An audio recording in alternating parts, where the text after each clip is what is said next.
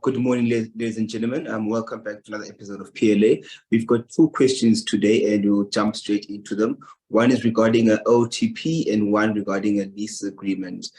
Bruno, we'll start with the OTP, which is our offer to purchasers, and we will deal with a suspensive condition, right? So the question is, can the deposit, the payment of a deposit, so can we have a suspensive condition saying that it's obvious the payment of the deposit is a suspensive condition within the OTP? Yes. Yeah. So it's very dangerous. It's very dangerous to mix up, confuse terms and conditions, because those are actually two different things. So a term of a contract is an obligation in terms of a contract that a person needs to adhere to. And if they don't adhere to it, it's considered to be a breach of the contract. And in the contract itself, more often than not, there's some kind of remedy for how that breach is going to be dealt with, right? Again, more often than not, that remedy is sent out a demand.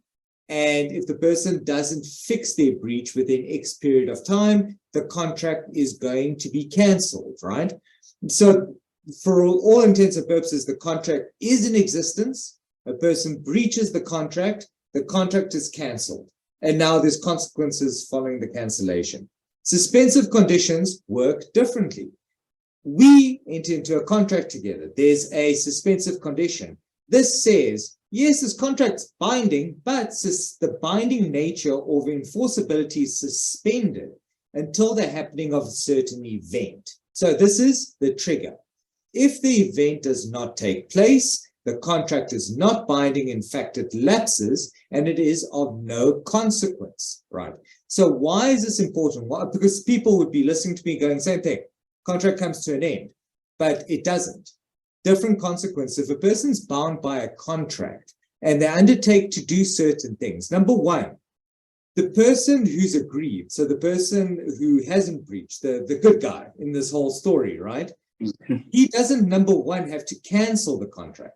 So the contract doesn't just lapse and disappear into some kind of void and no one to ever see it again.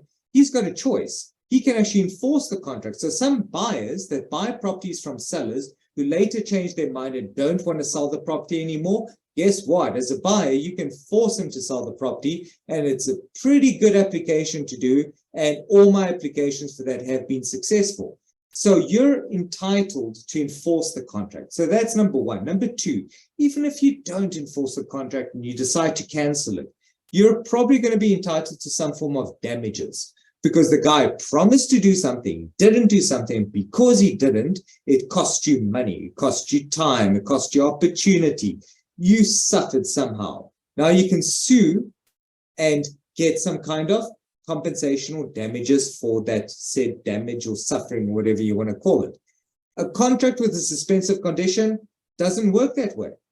If the contract lapses, everything falls away, performance is restored, you get your money back, he gets his money back, or whatever. If you gave him the cell phone you sold and you want it back, you take it back, you give the money, everyone kind of walks away. Parts ways, no harm, no foul, that sort of thing. That's the whole thing, right? Now, going back to deposits, can a deposit be a suspensive condition? Sure, it can. Do you want it to be a suspensive condition? Really depends on you. If the seller doesn't understand the difference between these two and it's drafted as a suspensive condition, the problem is that by virtue of not paying a deposit, the contract lapses. And now, why would you want that as a seller? You want the guy to commit. So the one term that shows commitment is the payment of a deposit. If you're making that a suspensive condition, you're losing the one commitment, the first commitment this guy is going to make. So is it suggested? If you're a seller, probably not. If you're a purchaser, why not?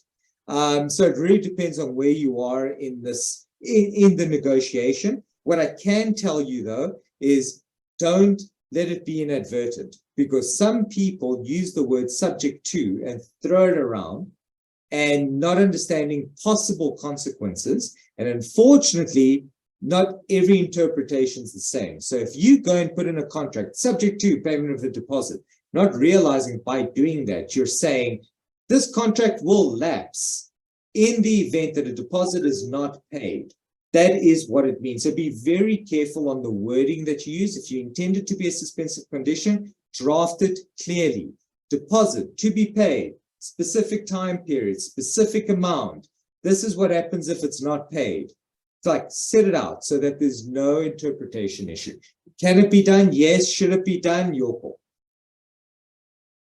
Yeah, I agree. And I think particularly, when it comes to immovable property transactions and sales, we got to remember these are specific types of agreements, and they have clauses that sometimes just relate to contracts like that. They don't exist anywhere else in law, not really.